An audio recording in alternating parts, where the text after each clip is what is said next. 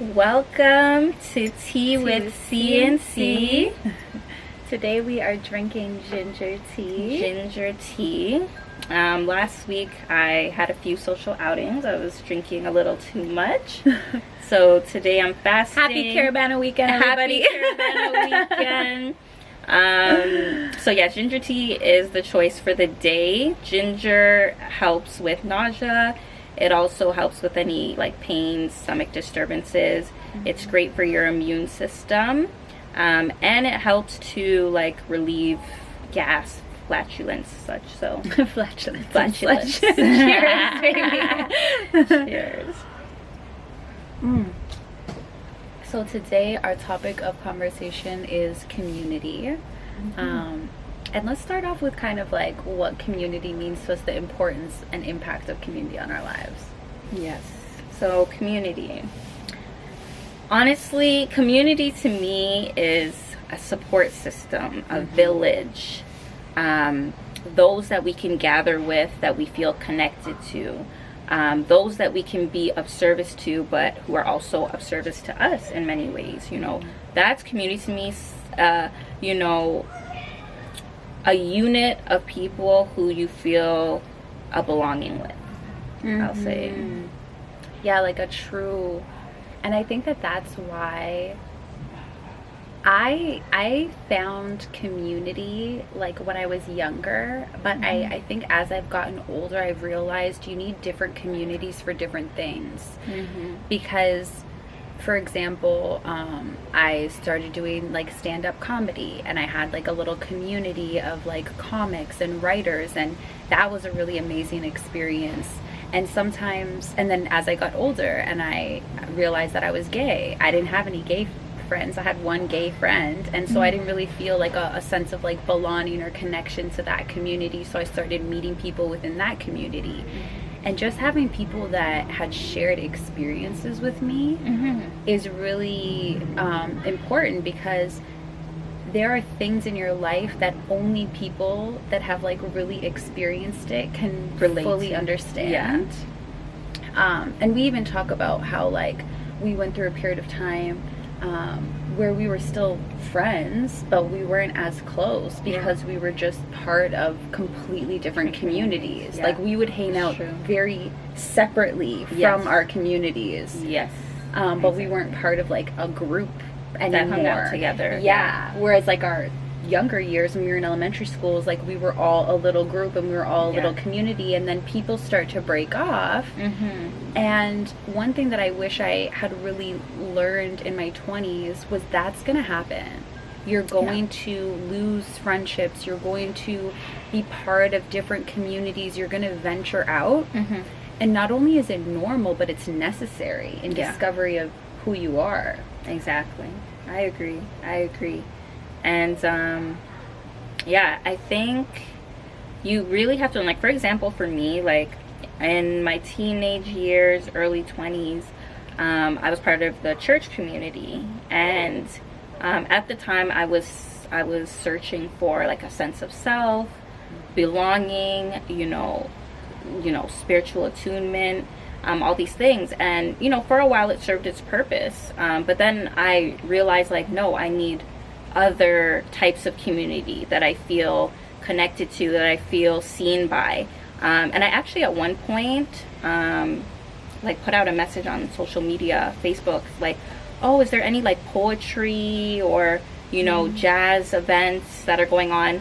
And that's how I found a place called Rise, where many people came together to do poetry, dance, sing, entertainment. And that became a regular part of a regular part of my life, where I found community every week, every Monday. I was going there and I met friends from there. I still keep close with a few people that I connected with from there. I think I brought Chelsea. Did you learn about Rise from me? Yeah. I brought Chelsea along as well to Rise. Like, I also found out that like so many other friends of mine had been to Rise at some point, and they've said like, Rise saved me at this point in my life. Like Rise helped me at this point in my life. And it's so funny because like anybody that knows Rondell knows that like the founder of Rise. Knows that like it was its own form of like church that he created. Therapy, church, relief, And everybody is welcome. Yeah, everybody's it's welcome. really like that inclusive. Like, yes. It's really powerful also. Like at the beginning, I think now it's more they have performers. I don't know if they do where you can just get up anymore. I'm not but sure. those early days, it was like pay what you can and get up if you want to talk. Yeah, if you open mic, whatever you do, you can express yourself. And yeah, that was like my form of community therapy every week for the longest time. And it helped me even like unfreeze, because like from my mid-teenage years when I had my son up to like certain, like probably the end of my 20s. Well, I wouldn't say the end of my 20s, so I started to unfreeze. But I'd say like my teenage years, there was a lot that I like had stored inside of me that needed to be released, and I wasn't even really aware of it, right? But it's like once I went to Rise, there were certain things that just touched me. I couldn't help but cry. You know, like that was part of my opening to be more vulnerable and become more connected with myself again, you know. So before that I was very like cold, rigid, so serious, angry. Like there was a lot going on, but Rise and, you know, what it provided to my life definitely helped me to like become warmer again, I will say. Yeah. And that's another thing about like finding your community and finding your people, is the more authentic you become and comfortable you become with yourself, the more authentic and organic finding your community will be. Yes. A lot of us in our younger years, we just embrace whatever community our parents made for us. Right. Which is why a lot of people don't have community, because they don't relate or necessarily agree with maybe their parents' spiritual beliefs, or don't have the same values as their parents. And so as they become young adults, they feel like, okay, well, that community doesn't accept me, or I don't really necessarily find true belonging there. And now I'm lost. And now I'm just out on my own in this world, and I don't have belonging there. What do I do? And it's like, well, you go out and you look for your community. Yes. And find members. Like, it doesn't have to be a set group. You can create your own little village of people that you connect with, talk to, you know, etc. It doesn't have to be like, okay, well, there's this place that has a bunch of people and now that's my community. It could be like, I have a friend here, I have a mentor here, I have somebody over there, and that makes up my community, my personal community, you know. Yeah. And so how did you find like the bravery to go to Rise and to start meeting people? Like, because you were pretty shy. Like, I say that about you, that it's brave, because for me, like, I've always been kind of outgoing, but you were really shy. So to get yourself actually out there, and I think a lot of people can relate to that. Yeah. Like, I want to meet people, but I'm shy. Yeah. And like, how do you get You yourself? have to do it afraid. You have to make a commitment. If you want something, you have to do it afraid. You have to do it with all the nerves, the anxiety. You gotta push through and do it. That's the only way. Like, that's what I did. I was like, I really need new friends and new people around me. Like, yes, I have, like, you know, I had Chelsea still. I had the people I know from high school. But I was also at a different stage of my life. My son was a baby. I was a teen mom. And it was like, I need something more. I need something to inspire me. I need, you know, I love art. I love music. I love dance. Like, where can I be fed by these things?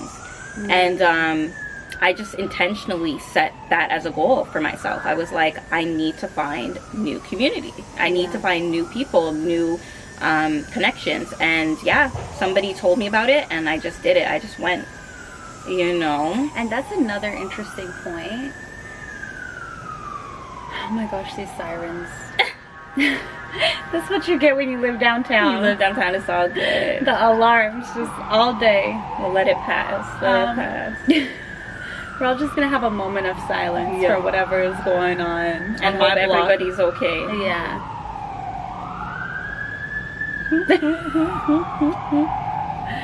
But yeah, the point about having different interests, like when you're saying like dance and poetry, that's another great way to find community. Like, pick an interest. Yeah. There are so many interests that I have had for like a few months, whether that's like dance for a few months or doing yoga or meditation for a few months, and I recently just started playing drums. Just pick a hobby, commit to 3 months, something that feels light, and start going into those spaces, because you will find your people. You will. And it might change over time. Like, to Candace's point, you were in a different place. Yeah. You were a teen mom, and I was drinking and doing drugs every weekend. That was just my lifestyle at that age, you know, in our late teens. Yeah. As destructive as it was. And I was finding community In that. poor community. Yeah. But yeah, finding interests, shared interests with people, can really help you find your tribe. Yeah, I agree. And also, so part of the reason why we started talking about community was because I was on Threads, like Instagram Threads, and I saw a young lady in the comments ask the question to moms, to single moms, like, how do you do it? How are you surviving right now, like in this economy by yourself? You know, You're like, we have no choice. Yeah, we have no choice. So honestly, like, I did respond to her, and part of it was like, you know, I said at the time, in the moment, my quick response was like, you know, working hard, balancing bills, and your debts, and, you know, getting through. And at the end of the day, the value in that is like, yes, it's hard, but you can depend on yourself, right? But the missing piece to that, after I reflected a little deeper, was community. You know, part of me being able to survive but also thrive in a lot of ways as a single mother is community. You know, there's so many parts that are unseen to helping to uplift myself and my son, you know, every day. It's like I have my friends like Chelsea. Chelsea is what my son calls the rich auntie, you know? He loves her. He thinks it's an illusion. But I just need one person no, to not think an that. illusion. She is manifest destiny, okay? She's the rich auntie. She pours into him. She takes him out. She's the fun, you know? She brings the fun.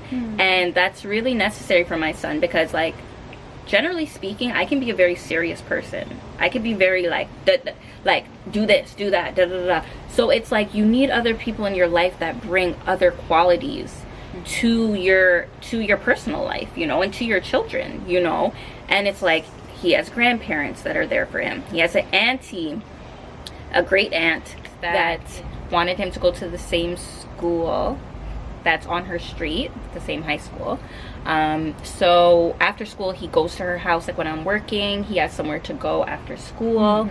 She also, like, she's paid for activities for him before, she supports him, she buys him clothes and such. So it's just a big help. There's so many people in my life that help in different ways, even in terms of employment. Like the income that I have now, it all started almost 8 years ago because a close friend of mine named Tajan was working for this mortgage company. I didn't even know she was working for a mortgage company, to be real. I did not know for the longest time what she did for work, to be honest. Like, she was like, you should apply to my company. I was like, what do you do?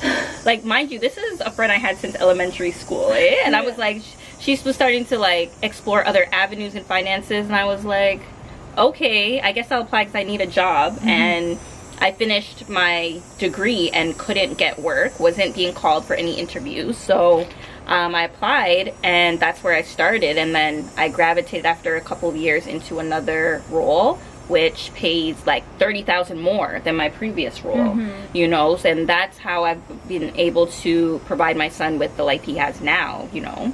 So there's just so many things that come out of community, so many blessings that I'm so grateful for. Like, I really am thankful. And I would not be the person I am today. I would not be where I am today without my community. Like, I really feel, before, you know, there's all this self-made talk, oh, you're self-made, and like, I do have to give myself credit for a lot of decisions I've made or putting in the energy to move my life forward. However, I'm community made. Like, there's so many influences from my parents to my friends to connections that have created this beautiful life I have that I wouldn't have if it wasn't for these people in my community. Yeah. You know, I'm community made. I can't claim self-made.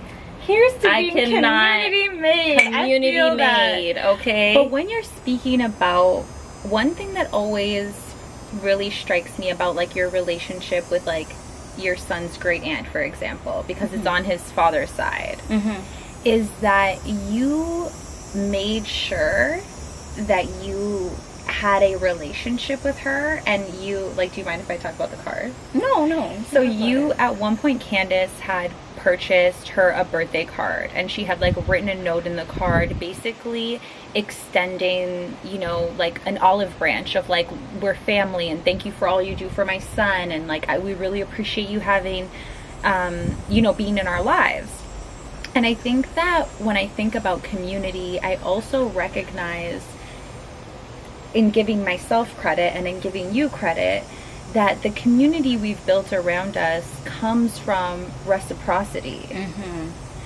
A lot of people don't have community, but relationships take work to maintain and nurture. You have to nurture, you have to respect people, you have to respect people's boundaries, you have to accept people for who they are, you have to be there for them and show up for them in order to have real community. And so if you find yourself at a loss where you feel like maybe you don't have a lot of friends or maybe you don't have a lot of family around, essentially what I'm saying is maybe you have to also reflect on yourself and think about if you are open to having people help you. Are you able to receive, and also are you able to give?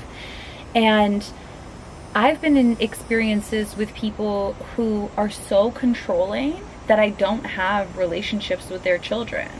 Like, I have a close relationship with your son because you were willing to release some control and allow me to be the auntie to him.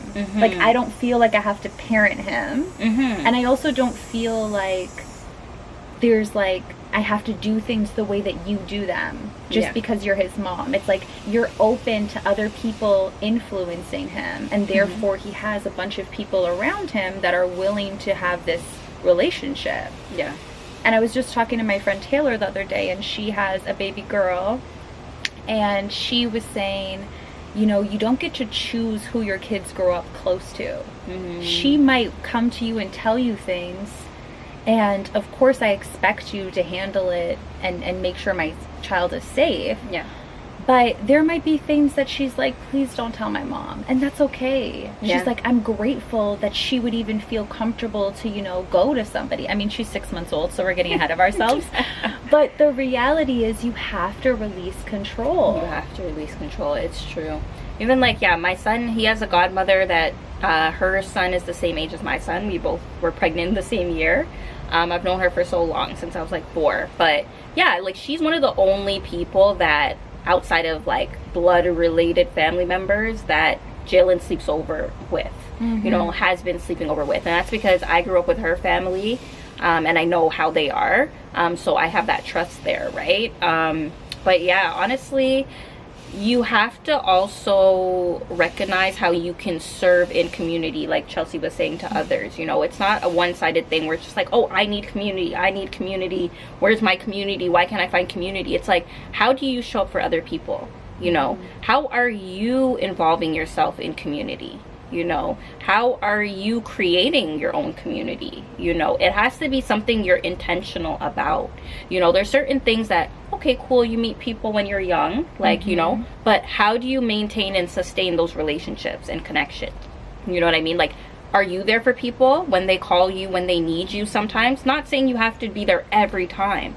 Or be like a doormat, but it's like there's sometimes you need to show up for others. You know what I mean? There's sometimes you have to make a little sacrifice for people that you care about and love, and you know, and it oftentimes comes back around full circle. You know, like, you don't know when, right? And it's not that you're doing it to receive back, but it often does come back around full circle. Yeah, because you create a dynamic now where you have been friends with people like the friends that you and I have, it's like been lifelong friends, and not everyone has that, and that's okay, because a lot of people I know, and even people that I've dated, they have stuck to the communities that their families have created for them, and they no longer belong within those communities as their authentic self. So one of two things happens. They either feel like they have no community, or they show up in those communities but they don't show up authentically, because they're not welcome with open arms as their authentic self. Right. Whether that's like, you know, thinking like if you grew up in a church and then all of a sudden you get pregnant, or you realize you're gay, and then all of a sudden maybe that particular church or that particular group of people, they don't accept you for who you are. Right. So now your community has you living inauthentically. Yeah. And Suppressing who you are. You have to go find new community at that point. Yeah. And sometimes you do spontaneously attract people that can become part of your circle, you know, because I have a newer friend that actually was a coworker, and like I didn't see that one coming. I didn't see that connection coming at all. But it just so happens when we did communicate, we hit it off, and you know, she extended first invitation to me, like, do you want to come over? Blah blah. And it's like, if you want new and better, greater connections than maybe what you don't have. Or you, like Chelsea said, like the community you came from, you're kind of outgrowing, or it's changing, it's evolving. It's like you have to be open to new opportunities. You know what I mean? You can't just say, oh, I want community, and then if somebody does invite you to a new experience, for you to be closed off. You know, you have to be open to those things. So yeah, I did take up on the invitation. I made time, and through us getting together and talking more by text, by phone, in person, we now have a stronger connection. Like now she's transformed from a coworker to my friend. Yeah. You know? So. And if you're scared to do things alone and to go places alone, because I know that's a big fear of people too. Like, what if you have no friends and you're kind of starting from like absolutely zero, and let's say you work from home, so you don't have like the opportunity to socialize. You might have to go to a couple events by yourself. Yes. And one thing I will say is I've gone to a lot of different events by myself. If it's like a nighttime event, or if you're like traveling, being very cautious around like things like drugs and alcohol. For one, like being in your right state of mind will always help you feel more comfortable. Even if you think like, oh, leaning on this thing as a crutch is going to make me have a better time, it won't, especially if you're alone. Yeah. So just being very aware of your surroundings.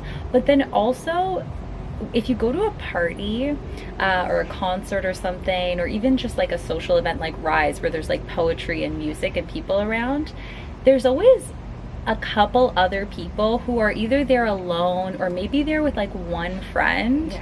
And introducing yourself in the smallest of ways, like it could be like, you guys look great, a genuine compliment, or there's a joke made and you guys look at each other and laugh together. And those are conversation starters. And I just will always have, like, if I have a little moment with someone, it's not that like I hang out with them all night, because that's also like stage 5 cleaner, like you're at a party by yourself.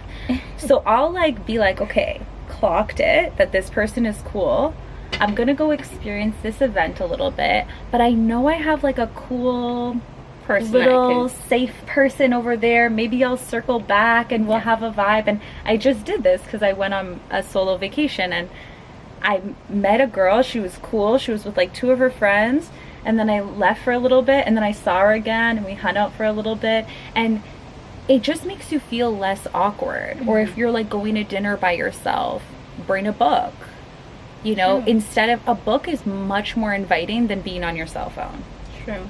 Somebody will come over and be like, oh, what are you reading? Or you could take interest in what somebody else is reading. But when you have your phone up, like that's a lot of people's like a barrier. Crutch. Yeah. It's a barrier. Don't talk to me. It's a connection, yeah.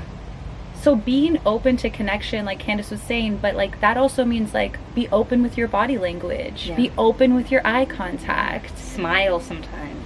Yeah. smile sometimes. I know sometimes we feel awkward, right? What if it's not received well? But it doesn't say anything about you, you know, if it's not received well. Sometimes we do have to step out of our comfort zones and feel uncomfortable and feel awkward, you know? Yeah. And it's also great for people like that are like dating. Like I saw this really funny Instagram post where this girl, she basically joined a running club because she wants to meet like her future husband. Yeah. And it's like all these gorgeous men like coming up to her and like hugging her and stuff, and they're all like friends now. But I was like, that's genius. Genius. Like, think about where you would want your future partner to be hanging out. And Yeah. very often it's not the club. Exactly. Future partner, future friends, future friends. mentors. Yes. Where will they be? Okay, put yourself there, Mm-hmm. you know? But yeah, I think that wraps up our episode today on community.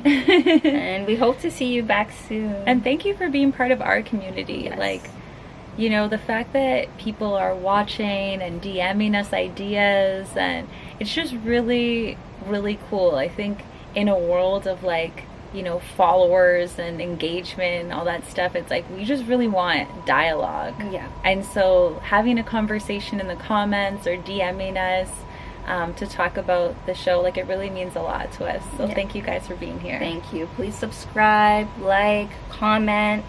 Like she said, DM us sometimes. If you have an Yeah. idea you want us to talk about, And join the community. Yeah. Talk to each other. yeah, Link talk up. to each other. Yeah, connect. Like, hopefully in the future, maybe we could have like an event, right? Yeah, So do something live and Yeah. just really let people have connection, real connection. all right, so see you next time. Bye.